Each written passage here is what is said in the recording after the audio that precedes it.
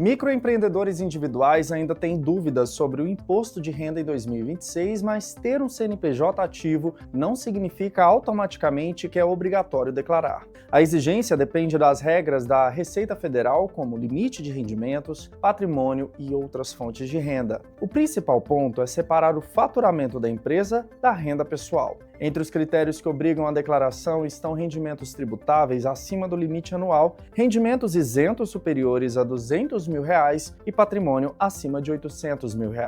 Quem é MEI e também tem emprego precisa somar todas as rendas. Erros são comuns, como declarar todo o faturamento como renda pessoal ou achar que a declaração anual do Simples Nacional CIMEI substitui o IRPF, o que não é correto. O atraso na entrega gera multa mínima de R$ 165,74, podendo chegar a 20% do imposto devido. Para mais informações, acesse o hoje.com.